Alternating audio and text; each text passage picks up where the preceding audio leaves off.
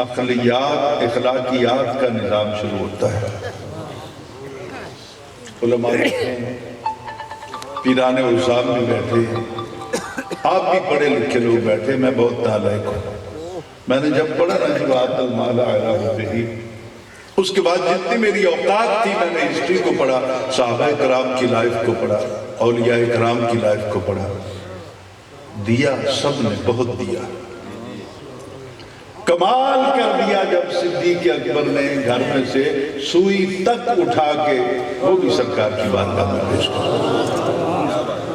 اور راستے میں آتے ہوئے قمیض کے بٹن اتار کے چلو یار کسی مجاہد کے کام آ جائے، کسی غریب کے کام آ جائے، وہ بھی اس میں ڈال دیا، سارا ساسا قربان کر دیا، لیکن علی حبہ کی سند ڈکلیئر نہ ہوئی۔ میں نے کچھ کہنا ہے، مجھے پتا ہے کہ آپ بڑا چپ کر کے سکون سے سنتے ہیں نا، تو جو سکون میں بیٹھے ان کو تنگ نہیں کرنا چاہیے، سبحان اللہ نہیں کہلوانا چاہیے، کیونکہ یہ سبحان اللہ اللہ تعالیٰ کہلواتا ہے، میری ذمہ داری نہیں ہے کہ میں باہر آپ سے کہوں گا۔ جس کو اللہ چاہے گا توفیق دے دے گا وہ سبحان اللہ کہہ دے گا، جس کو اللہ نہیں کھوانا چاہتا میں کیوں منتا کرا گا۔ زندہ ہے تو زندگی کا ثبوت دے دیں۔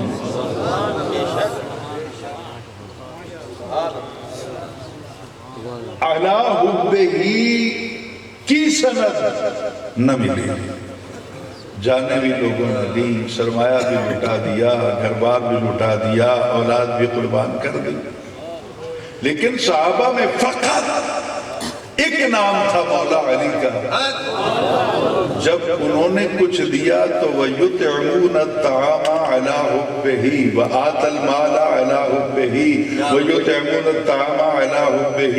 میں سمجھتا ہوں کہ مولا علی نے جو خیرات کی وہ رب کو اتنی پسند آئی کہ قرآن نے قیامت تک عَلَىٰ حُبِّهِ کہہ کر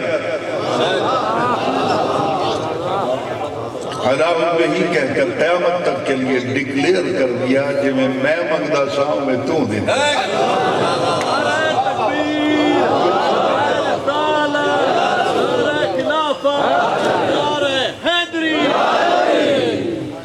جس طرح میں مانگتا تھا اس طرح دیا ہے کسی نے تو علی تو نے دیا ہے۔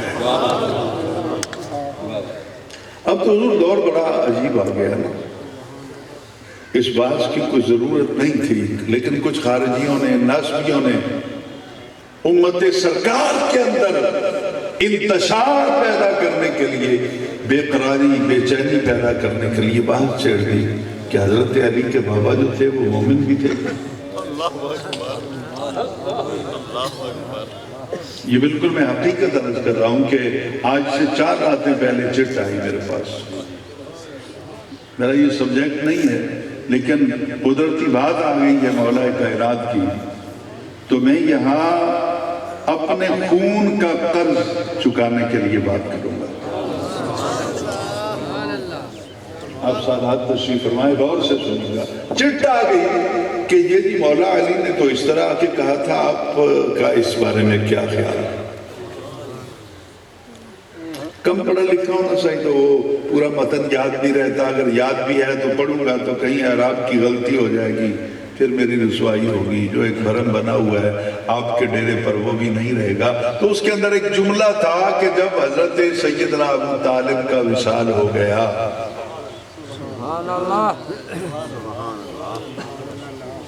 اس وقت مولا کائنات نے خود آ کے سرکار کی بارگاہ میں عرض کی کہ حضور ہم الشیخ الضال، آپ کا گمراہ چاچا فوت ہو گیا۔ گل تو ختم ہو گئی، جدو مولا علی آ گیا تو پھر اسی تو سکی لگ گئے۔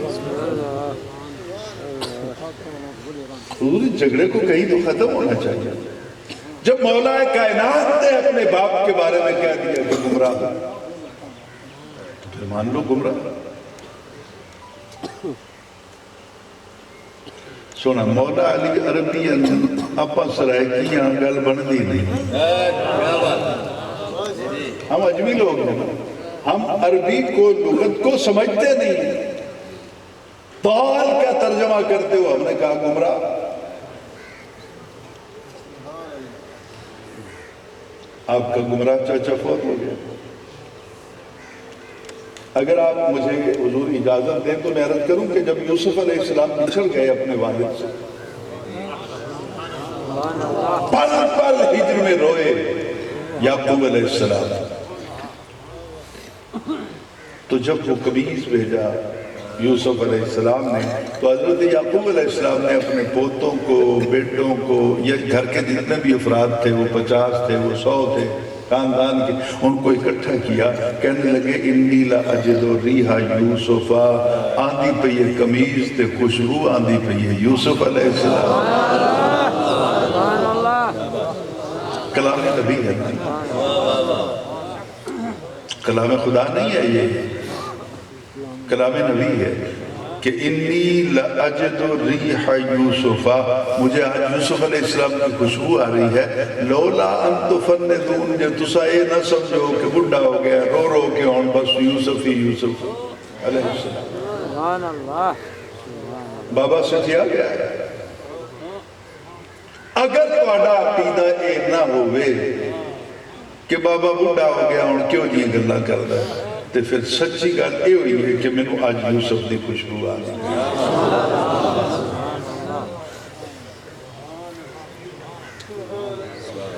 سب نے کیا کہا، قالو، سب نے کہا تاللہ، سن قسم اللہ دی، انکا بے شک بابا تم لفی ضلالک القدیم، ضال نہیں سمجھا نہیں سکا، کاش کو 2-4 بھی میرے سننے والے ہوتے نا، اور کہ بابا اللہ دی قسمیں، انکا بے شک آپ لفی ضلالک القدیم، ضلال ضال، آپ کا گمراہ چاچا شیخ الضال فوت ہو گیا ہے۔ تو یہاں بھی پڑھیے نا، سارے رل کے آکھا کہ قالوا تاللہ سن قسم اللہ تعالیٰ دی انکا لفی ضلالک القدیم، کرتا ہے اتھے بھی دال ہے اتھے بھی دال کر ترجمہ کہ سارے آکے ہوئے کہ تُسی دے بالکل او دیر دے گمراہ ہو۔ قدیم ہے نا لفی ضلالک القدیم، لفظ دال کا ترجمہ کر رہا ہے۔ اگر تو نے ماں کا دودھ پیا ہے اور تیری رگوں میں دوڑنے والا خون حلالی ہے، کر ترجمہ یہاں پہ لفی ضلالک القدیم، کہنا کہ سارا آپ کیا ہوئے کہ نبی تسی دو پرانے گمراہ ہو، اس گمراہ کی گلنا کر دیں، تمام میرے اپنے بیگانے سب ہی تھے ترجمہ کر دیں، انکا لفی ضلالک القدیم، سونا تسا دا دیر دے پرانی محبت اچ گرفتار ہوتا اور آندہ ہی نظر جو یوسف دوار۔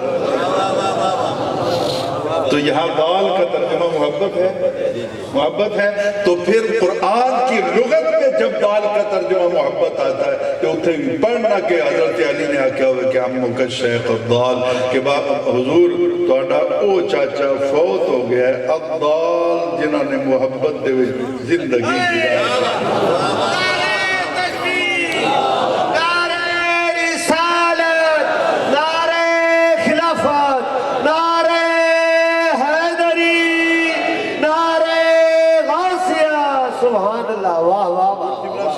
شاہ صاحب بیٹھے ہیں، خضر عیاض شاہ صاحب بیٹھے ہیں، آپ حضور قبلہ سید محمد ثناء اللہ جو میری جماعت اہل سنت کے لیے ابر رحمت کی حیثیت رکھتے ہیں، یہ پورا چھتر شریف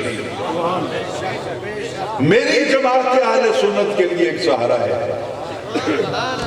ان کی موجودگی میں عرض کر رہا ہوں، جب قرآن کہتا ہے کہ ضال کا ترجمہ محبت بھی ہو سکتا ہے تو گمراہی صرف کردہ پھرتا ہے، تو اس کا معنی یہی بنتا ہے کہ آج او چاچا توڑا ٹر گیا دنیا تو جس نے توڑنا محبت دی انتہا کر قدیم کا ترجمہ کروں، یعنی وہ چاچا چلا گیا جس کے من میں آپ کی محبت جدید یا نئی نہیں تھی، قدیمی محبت تھی، نہیں سمجھ نہیں آئی۔ خواجہ محمد قمر الدین سیالوی رحمت اللہ تعالیٰ علیہ پیر سیال لجپال لجپال کے نعرے لگتے ہیں نا، تو یہی ہے خواجہ قمر الدین سیالوی رحمۃ اللہ علیہ۔ ہم گولرمیوں کے دادا سے گھرانہ ہے۔ انہوں نے اپنی کتاب میں لکھا کہ دال کا معنی پتہ ہے کیا ہے؟ پوچھا جی کیا ہے؟ وہ کہتے ہیں کہ دال اس درخت کو کہتے ہیں جو کسی صحرا میں تھل میں کلا ہوئے بھی گھنا ٹھنڈی ہوئے چھاں، دور دور تک کوئی سایہ ہی نہ ہوئے، سکون او دے کول آ کے ملے، جنوں بھی سکون چاہیے دوڑ دوڑ کے بھاج بھاج کے باؤں پیران چھالے نکلا اتھے پہنچ کے سا لیتا پھر آرام آتا۔ تو یہاں دال کا یہ ترجمہ نہیں ہو سکتا کہ حضور تاڑا او چاچا ٹر گیا جرا کل ہی سی، جب کوئی بھی نہیں تھا تو وہ شجر بن کر آپ کے ساتھ محبت کا پل پل گزارتا رہا۔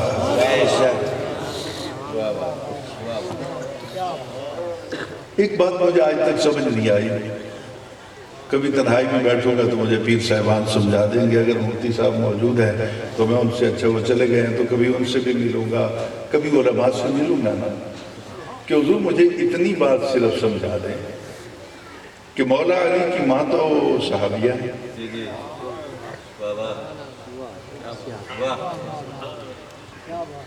صحابیہ ہے۔ آپ جس وقت اس دنیا سے جاتی ہیں تو حضور فرماتے ہیں کہ یہ میرا قمیض لے جاؤ، یہ کفن دینا، قبر تیار ہو جائے تو مجھے بلا لینا۔ قبر تیار ہو گئی، حضور قبر میں اتر گئے، پھر بیٹھے رہے، پھر لیٹ گئے، لیٹ کر اپنے ہاتھ پھیلا دیے۔ جب باہر آئے قبر سے اور پھر تدفین کا مرحلہ مکمل ہو گیا تو صحابہ نے پوچھا حضور یہ کیا وجہ تھی؟ آپ نے کہا جانتے نہیں ہو، میری ماں ہے۔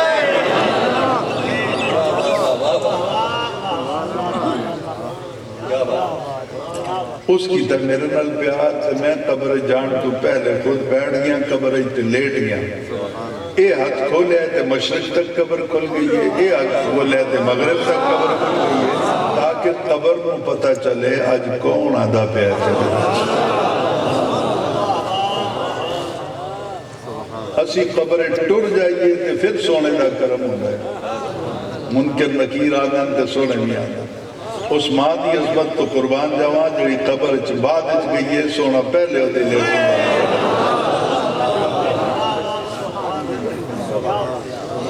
مسئلہ میں نے یہ پوچھنا ہے کہ جب آدمی کافر ہو اور اس کی اہلیہ مسلمان ہو جائے نکاح رہتا ہے؟ بولیں کافر مومنہ کے ساتھ کافر کا نکاح رہتا ہے تو نبی نے علیحدہ کیوں نہیں کیا؟ بولیے کہ اب وہ مومنہ ہو گئی ہے، چاچا علیحدہ ہو جا، تو کلمہ نہیں پڑھتا، تو کافر ہے، تیرا اس کا تعلق کیسا رہ گیا؟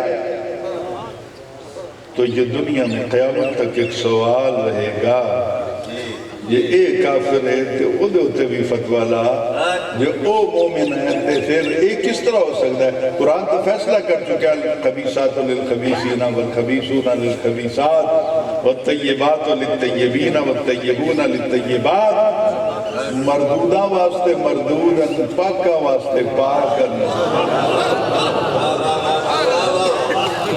اگر ابو طالب پاک نہیں تھے تو ان کے حرم میں یہ پاک بی بی کیسی ہے؟ قرآن کے قانون کے مطابق نہیں ہوا نا، خلاف ہو گیا نا۔ اگر مانتے ہیں کہ پاک پاک کے لیے، کیا ہم کہتے ہیں سیدہ زہرہ پاک تھی؟ ہم ڈنکے کی جوڑ پر کہتے ہیں جتنے دل کردہ میدان لگا لو، اگر میں بھاگ جاؤں تو سید زادہ نہیں ہوں۔ قرآن پاک میں میں کسی پہ کوئی تعال و تشریح نہیں کرنا چاہتا، صرف اپنا موقع بیان کرنا۔ آپ کبھی جی چاہے تو قبول کر لیجئے، سودا وکدا رہندا، جڑا پسند آوے لوگ لیندے رہندے، تواڈے جو کسی نو سودا چنگا نہ لگے تو جاؤ جا کے کسی اور پاس۔ اگر اس در کی نوکری کرنی ہے تو یہاں پہ سودا یہی وکنا ہے۔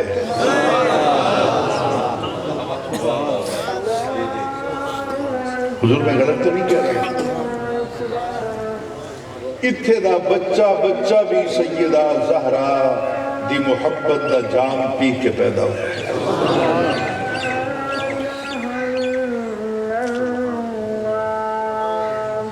صلی اللہ علیہ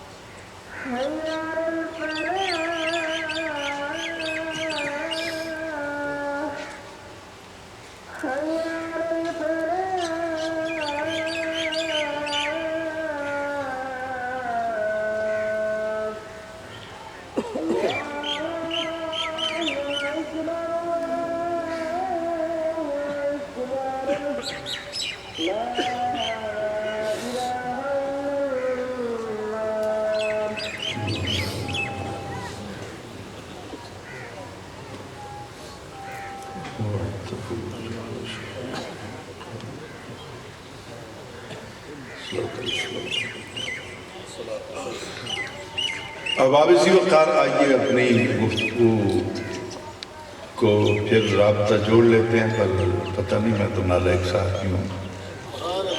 سیدہ زہرا پاک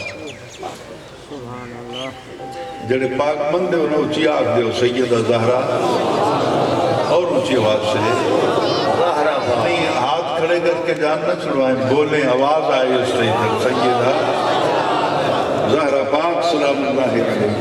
زہرا پاک سلام اللہ. اچھا ان کے بارے میں نبی پاک نے کیا کہا؟ پیر صاحبان اچھی طرح جانتے ہیں. کیا فاطمہ تو بضعۃ منی، فاطمہ میرا حصہ ہے، میرے بدن کا ٹکڑا ہے، میرے جگر کا ٹکڑا ہے. ٹھیک ہو گیا. اب کل ہے سرکار، جز ہے سیدہ زہرا. جز میں نقص آوے تو متاثر کن بھی ہوتا ہے. نہیں سمجھا نہیں سکا آپ کے وقت کی بات نہیں ہے. سنداز سواتیوں کے لئے اگر جز میں نقص ہو، عیب ہو، جز ناقص ہو تو کل پر بھی اعتراض ہوگا. میرے خیال میں نے غلطی کی ہے بیان کر کے، میں سمجھ نہیں سکا. بس پیران عظام کی محبت میں کہہ گیا. یہ میرا کلاس روم نہیں ہے. اب ذرا غور سے حضور میری بات کو سنیے گا. مولا کائنات سیدنا علی جو ہم سب کے بعطائے الہی حاجت روا بھی ہیں، مشکل کشا بھی ہیں، وہ بیان کرتے ہیں کہ میرے آقا میرے نبی صلی اللہ علیہ وسلم نے فرمایا کہ عمر رضی اللہ تعالیٰ تم اہل جنت کے سراج ہو. فاروق اعظم اہل جنت کے سراج. جنت میں یہ سورج نہیں ہوگا، یہ چاند بھی نہیں ہوگا، یہ دن رات کا سلسلہ ادھر ہی ہے، ادھر بس ایک ہی ٹائم رہے گا. اور جنت میں سراج جو سورج ہے وہ جنت کا سراج حضرت عمر فاروق ہے. سراج سے مراد سورج بھی ہے. اب سورج چمک رہا ہے نا، دیے کیوں نہیں جلاتے، لائٹنگ کیوں نہیں کرتے؟ کیونکہ سورج ہے. لیکن پھر بھی ایک دوسری روایت میں ہے کہ جنت میں ایک دن روشنی ہی روشنی ہو جائے گی. بے سورج ہے پھر روشنی. نہیں سمجھا نہیں سکا. یہ صرف آپ کے لیے عرض کر رہا ہوں کہ سورج ہے پھر روشنی، ہر طرف روشنی ایک نئی بکھر جائے گی. سراج کے ہوتے پھر ایک روشنی پوری جنت میں محسوس ہوگی. تو لوگ تلاش کریں گے کہ یہ روشنی کہاں سے آ رہی ہے جو سراج میں بھی غالب ہے. کاش سمجھ جائیں جو سورج پہ بھی غالب ہے، جو پہلی روشنی پہ بھی غالب ہے، یہ کہاں سے اتنی اچھی نورانی ایک روشنی تو ایک آواز آئے گی کہ اے اہل جنت، آج کسی بات پر مولا علی اور سیدہ زہرا پاک نے خوش ہو کر مسکرایا ہے تھوڑا تھوڑا، یہ ان کی مسکراہٹ ہے جو سورج کی روشنی پہ بھی غالب آ گئی۔ نعرہ تکبیر، نعرہ رسالت، نعرہ حیدری، نعرہ غوثیہ، حسینیت، حسینیت۔ لوٹتے ہیں پیچھے کے بات المال علا ہو گئی، مال دے پر دے او دی محبت کس کو دینا ہے؟ ذوِل قربا، پہلا حق تیرے قریبی رشتہ دار، تیری بہنہ منگدیاں پھرن تو زبان حاتم تائی بنے پھرن، تیری کوئی خیرات کرو، پہلے ذوِل قربا، تیرے بھائی غریب ہیں، تجھے اللہ نے مال دے دیا، وہ در در پہ دھکے کھاتے ہیں، نوکریاں کرتے ہیں، اور تو زمانے میں خیرات بانٹتا پھرتا ہے۔ ہر خیرات کا پہلا حق تیرے قریبی رشتہ دار ہے۔ اگر زکوٰۃ کا معاملہ ہے تو وہ بہن بھائیوں کو دے سکتے ہو، بیٹے بیٹیوں کو نہیں دے سکتے۔ اس واسطے ایک اصول یاد رکھ لو جڑا سانو اساتذہ نے پڑھایا ہے کہ جڑے تواڈے رلے جمے نال جمے انہاں نوں زکوٰۃ دے سکتے ہو، جڑے تواڈے وچوں جمے نہیں دے سکتے۔ بس یہ سامنے رکھیے گا اور پھر خیال کریے گا۔ تو کہا دوست کی محبت میں پہلا حق ہے ذوی القربا۔ میں جب پڑھا کرتا تھا تو میرے استاد محترم شیخ الحدیث شیخ العرب والعجم استاد العرب والعجم جن کے قدموں کی خاک کو چوم چوم کر آج حسین احمد مدنی اس لائق ہے کہ یہاں بیٹھا ہے، شیخ الحدیث محمد شریف رضوی صاحب، یہ سن 71 کی بات ہے۔ ایک فتویٰ لینے کے لیے آدمی آ گیا، اس نے کہا حضور مجھے یہ سمجھا دیں کہ میرا ایک بھتیجا تھا یتیم، پالا میں نے اس کو، اور پھر میں نے ذوی القربا جو آیت ہے اس پر عمل کرتے ہوئے اپنی بیٹی کا اس کے ساتھ نکاح کر دیا، اب وہ نالائق نکلا ہے، میری بیٹی کو اذیت دیتا ہے، گھر میں کھانا پورا نہیں ہوتا، تن پہ کپڑے پورے نہیں ہوتے، پریشان طلاق لیتا ہوں تو ذوی القربا کے تحت کہیں گناہگار نہ ہو جاؤں۔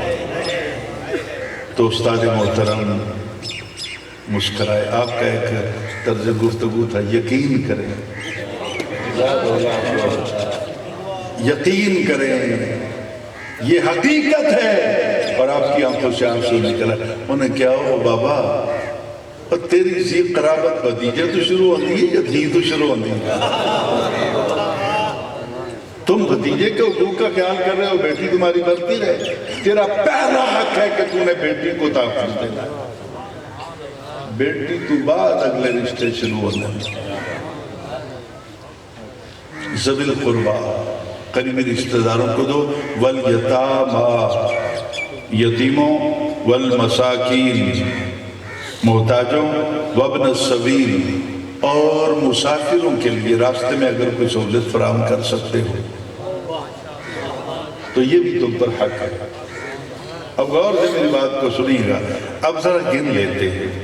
من آمن باللہ 1، والیوم الآخر 2، والملائکۃ 3، والکتاب 4، والنبیین 5، ذوی القربا 6، یتاما 7، مساکین 8، وابن السبیل 9، والسائلین وفی الرقاب منگن والے تے غلامہ دی آزادی واسطے، بے گناہ قیدیاں دی آزادی واسطے، ایک 11۔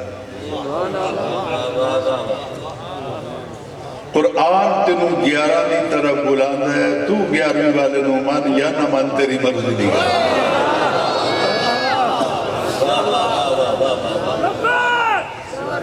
اب قرآن کہتا ہے وَأَقَامَ الصَّلَاةَ، نماز قائم کرو۔ ہن سمجھ آئیے نماز چکے بسترے ٹر پے جی پکے نمازی بنن چلے ہیں اچھے عمل کرنے نہ دیاں دا حق دیتا ہی نہ بہنہ دا حق دیتا ہی ماں باپ نے تو گانا کرتا ہے غریباں دوتے ظلم تو کرتا ہے جھکے اجاڑی بیٹھے ہیں لوگاں دیتے نماز نہ پڑھتا وہ تیرا عمل ہے ضرور لیکن اگر وہ نماز پڑھنی ہے جس نماز کو پڑھ کر تجھے قرب خدا حاصل ہو جائے تو وہ قرب اس وقت نصیب ہوگا جب جن کے حقوق تیرے ذمہ ہیں وہ حقوق تم ادا کر لو میں آگے بھی پڑھتا ہوں اگر وقت رہا تو لیکن اب ایک وضاحت دوسری طرف کر رہے تھے تو کہا اس وقت تک تیرا کوئی عمل صالح نہیں جب تک تو ایمان نہیں لاتا یہ ایمان ہے کہ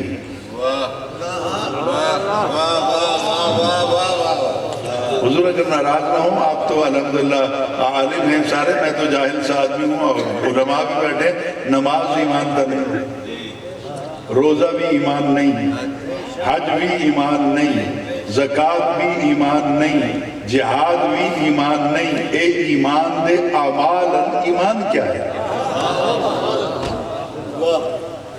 اللہ تعالیٰ توڑی چک دوتے ہزارہ ثواب عطا فرمائے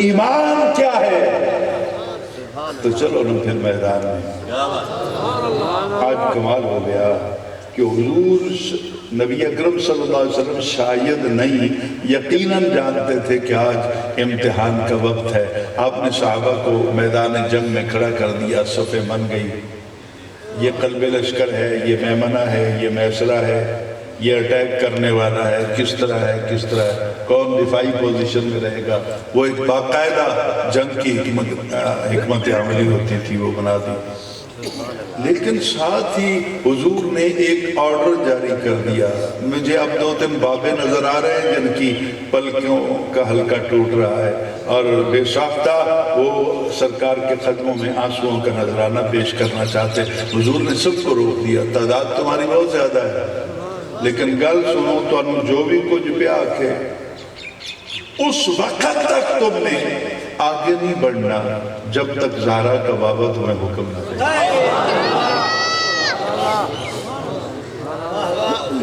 یہ واقعہ آپ نے سنا ہوگا صرف بیان کرنے کا اپنا ایک ہے آپ نے کہا کوئی آگے نہیں بڑھے گا قطعاً ایک قدم تو کیا ایک انچ بھی تم آگے نہیں ہلو گے جب تک میں حکم نہ دوں اب امتحان کا وقت شروع ہو گیا عمر ابن عبد ود گھوڑے پر سوار ہو کر میدان میں آیا اور آ کر کیا ملا کون